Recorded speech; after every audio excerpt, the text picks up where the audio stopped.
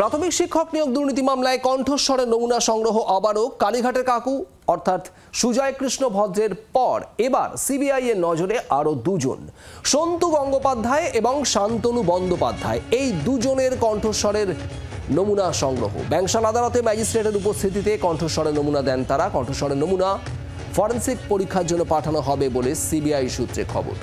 পিয়ালি মিত্র আমাদের প্রতিনিধি রয়েছেন আমাদের সঙ্গে। পিয়ালি, সন্তু গঙ্গোপাধ্যায় এবং শান্তনু বন্দ্যোপাধ্যায়, সুজয় কৃষ্ণ ভদ্রের পর আরও দুজনের নমুনা সংগ্রহ করা হলো কণ্ঠস্বরের, ঠিক কি জানা যাচ্ছে এখনো পর্যন্ত? দেখো, সুজয় কৃষ্ণ ভদ্রের কণ্ঠস্বরের নমুনা এর আগে ইডির তরফ থেকে করা হয়েছিল এবং সিবিআই এখন প্রাথমিকের মামলাতে নতুন করে সুজয় কৃষ্ণ ভদ্র তাকে হেফাজতে নিতে চাইছে, সেটা আগামীকাল ক্লিয়ার হবে।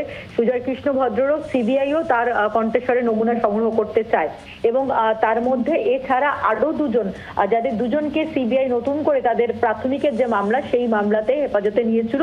একজন সন্তু গঙ্গোপাধ্যায়, যাকে সম্প্রতি গ্রেপ্তার করা হয়েছে, আরেকজন শান্তনু বন্দ্যোপাধ্যায়, তাকে হেফাজতে নিয়েছিল।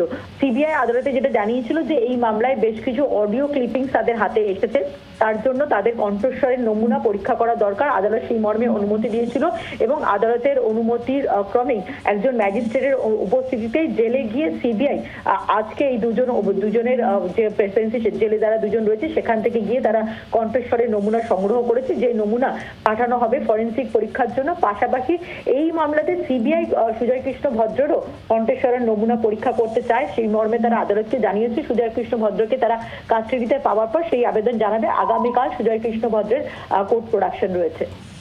ধন্যবাদ পিয়ালি। বাংলার আওয়াজ, বাঙালির আবেগ, জি 24 ঘন্টা।